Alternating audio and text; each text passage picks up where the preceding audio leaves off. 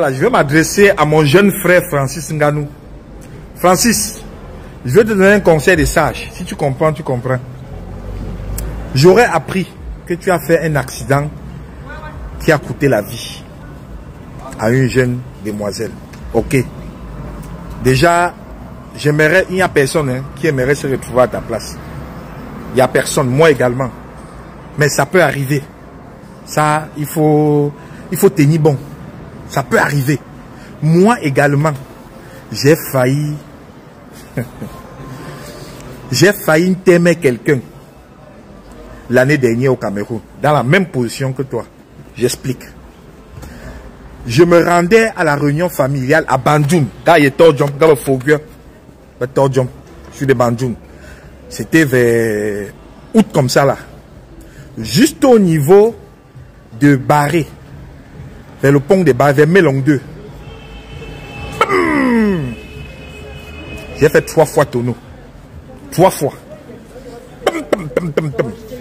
Dans la voiture, j'étais avec mon petit frère qui était là, devant. C'est moi qui étais au volant. Il y avait mon épouse derrière. Il y avait mon beau-frère et sa femme. Donc nous étions 5. Ok? La voiture que je mets ici en haut. Vous voyez la moto qui est en dessous, non? C'est un monsieur qui venait à peine de descendre de sa moto. Il sortait du champ. Il a garé sa moto. Même pas 5 secondes. Il saluait son ami. Même pas 5 secondes. Bam! La voiture est venue écraser. Bam! Ça veut dire que si le monsieur était sur la moto, à coup, donc à 100%, je finissais avec lui. Donc ça peut arriver. C'est un homicide involontaire. Ça peut arriver. L'erreur qu'il ne faut pas faire, c'est de chercher à se faire aider. Parce que ce qui va se passer, c'est quoi? Voilà. Certainement, tu as les relations au Cameroun et tout, tu connais des personnes. Ce qui va se passer, c'est que si tu acceptes de vouloir masquer cet accident, ils vont te tenir dans la main toute la vie. C'est l'erreur qu'un wise man ne doit jamais accepter. Ne jamais accepter que quelqu'un a des balles contre toi. Le gars qui te tient, c'est mort. Il peut même se lever le matin et dire, fais un meeting pour moi, tu n'as pas le choix, tu vas faire. Il peut se lever le matin et dire, fais ceci pour moi, tu vas faire. Il y a des gens là-bas au Cameroun, qui n'ont même pas le choix. Ils font certaines choses, ils n'ont pas le choix parce qu'on les tient.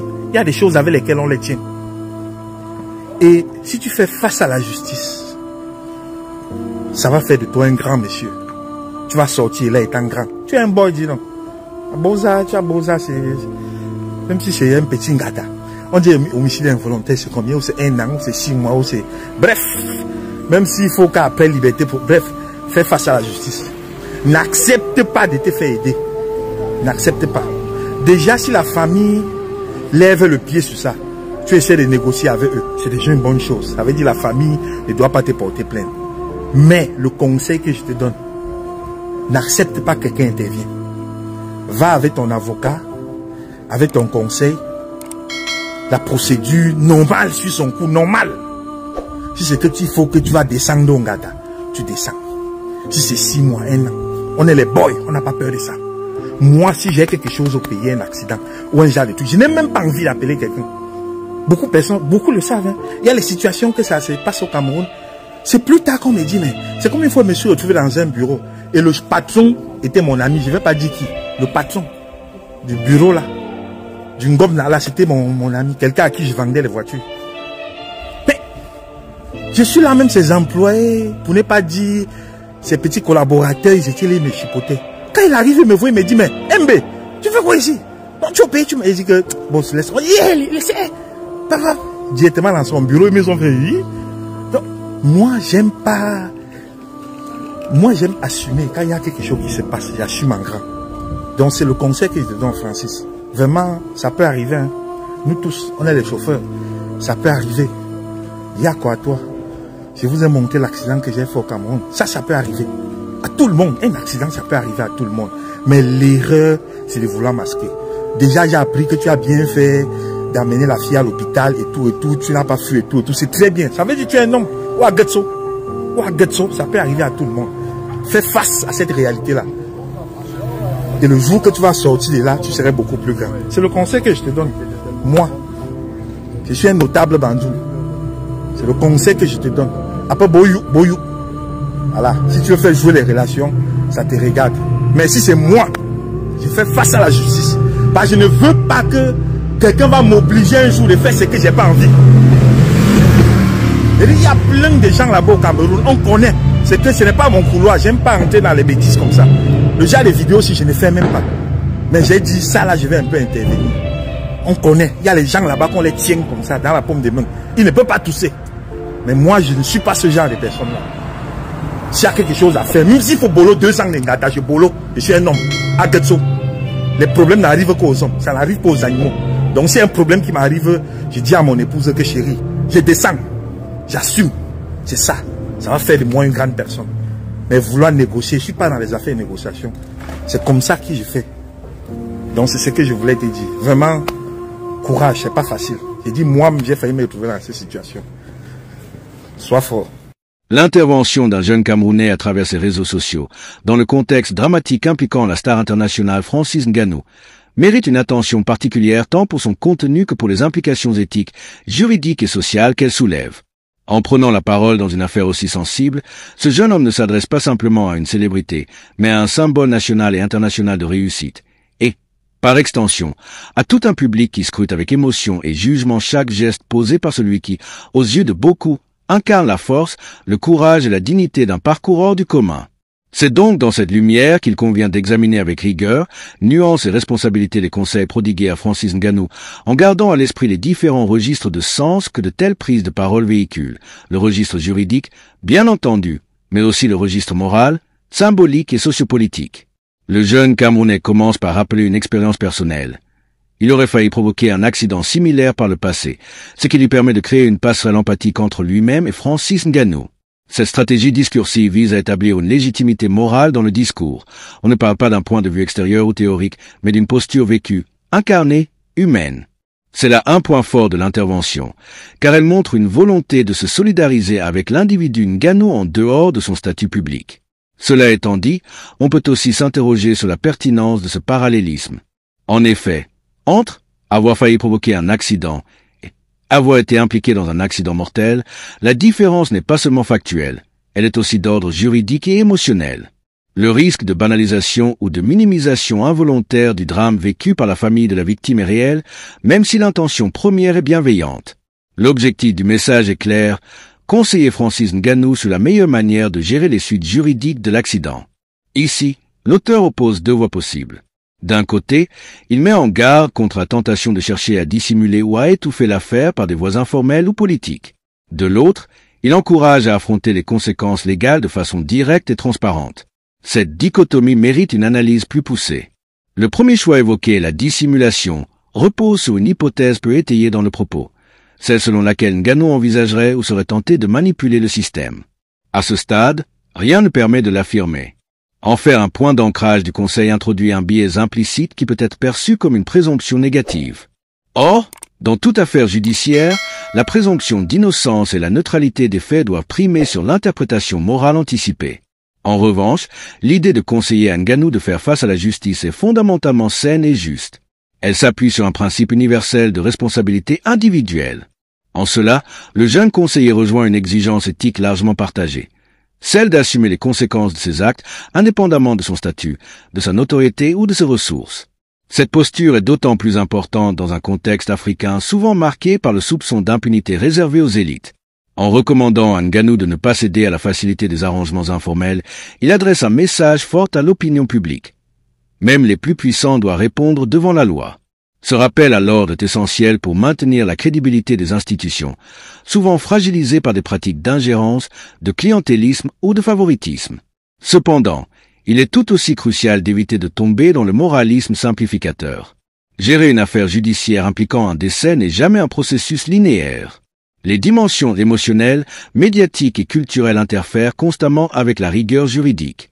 En appelant Ngannou à ne pas se laisser manipuler par ceux qui pourraient l'aider à dissimuler, le locuteur suppose l'existence d'un réseau d'influence occulte autour de lui.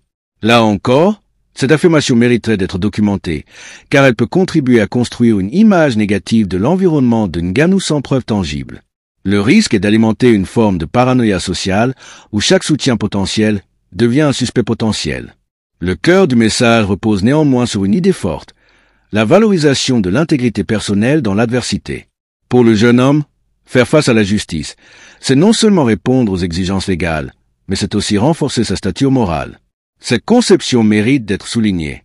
Elle traduit une compréhension moderne de la justice, non pas comme un châtiment aveugle, mais comme une épreuve formatrice, une possibilité de se reconstruire, voire de grandir en humanité. En cela, le discours touche une corde sensible.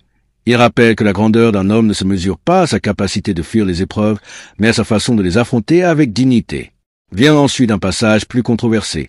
Le locuteur conseille à Ngannou de négocier avec la famille de la victime pour éviter un procès. Cette phrase est ambivalente. D'un point de vue juridique, il est effectivement possible, dans certains systèmes comme celui du Cameroun, d'envisager un règlement à l'amiable ou une médiation. Ces procédures ne sont pas illégales. Elles peuvent même, dans certains cas, permettre d'apaiser les tensions et de restaurer un certain équilibre émotionnel entre les parties. Mais le terme « négocier » peut aussi être mal interprété. Il suggère une logique transactionnelle, comme si la douleur humaine pouvait être convertie en monnaie d'échange. Or, dans une affaire impliquant la mort d'un être humain, la prudence impose. La justice doit veiller à ce que les droits de la victime et de sa famille soient pleinement respectés, sans que l'influence financière ou symbolique de la partie adverse ne vienne déstabiliser l'équilibre du processus. Par ailleurs, cette suggestion pose un problème éthique majeur. Elle peut renforcer l'idée que la richesse permet d'acheter la paix sociale ou judiciaire. Si Ngannou en vient à indemniser la famille en dehors de toute décision de justice, même avec les meilleures intentions du monde, cela risque d'être perçu comme une tentative de marchandage, voire de pression morale.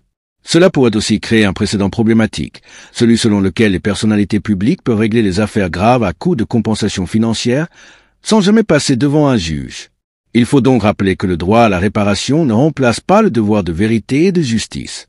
Un autre point soulevé par le jeune homme est celui de la méfiance à l'égard des aides externes. Selon lui, accepter une aide pour dissimuler un incident grave reviendrait à donner un levier de manipulation à ceux qui proposent cette aide. Cette affirmation mérite d'être nuancée. Tout dépend de la nature de l'aide. Si celle-ci est illégale ou destinée à entraver la justice, alors le raisonnement est valable. Mais s'il s'agit d'un accompagnement psychologique, juridique ou même amical dans une période difficile, refuser cette aide au nom d'un principe de pure indépendance peut se révéler contre-productif. Il ne faut pas confondre autonomie morale et isolement stratégique. Affronter la justice ne signifie pas nécessairement être seul face à tout. La dernière partie du message est teintée d'un humanisme sincère. Le jeune homme encourage Francis Ngannou à tirer des leçons de cette épreuve, à y voir une opportunité de croissance personnelle. Il insiste sur l'importance de la responsabilité comme vertu cardinale. Ses propos sont d'une grande valeur morale. Il rappelle que les épreuves ne sont pas seulement des obstacles, mais aussi des révélateurs de caractère.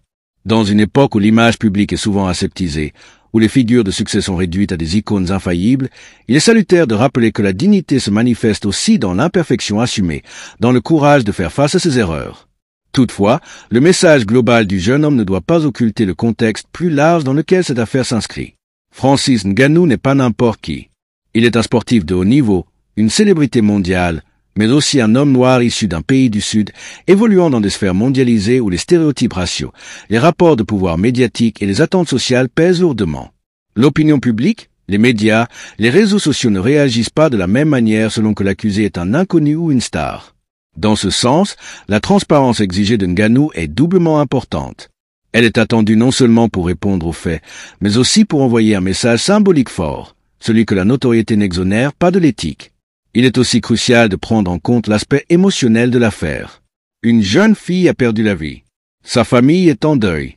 Derrière les conseils, les stratégies juridiques, les calculs médiatiques, il y a une douleur humaine qui ne saurait être réduite à une variable du raisonnement. Toute approche de la situation doit commencer par un respect sincère pour la mémoire de la victime, pour la souffrance de ses proches. Il n'est pas certain que l'intervention du jeune conseiller ait suffisamment pris en compte cette dimension. En focalisant presque exclusivement sur Ngannou, ses intérêts, son image, ses stratégies, le discours peut apparaître déséquilibré. Il aurait été souhaitable de mentionner aussi le besoin de justice pour la famille et pas seulement la défense du sportif. Au terme de cette analyse, on peut dire que les propos du jeune Camerounais relèvent d'une volonté sincère de bien faire. Ils traduisent une conscience aiguë des responsabilités morales qui incombent à une figure publique comme Francis Ngannou. Ils posent des jalons importants sur le chemin de la vérité, de l'humilité et de la justice. Mais ils révèlent aussi certaines limites, une tendance à projeter des intentions, à simplifier des dilemmes complexes, à centrer le discours sur l'accusé sans assez de place pour la victime. L'enjeu, dans cette affaire, n'est pas seulement de conseiller un homme, c'est aussi de faire vivre une culture de justice équilibrée, où chacun, célèbre ou anonyme, est appelé à répondre de ses actes dans le respect des droits et de la dignité de tous.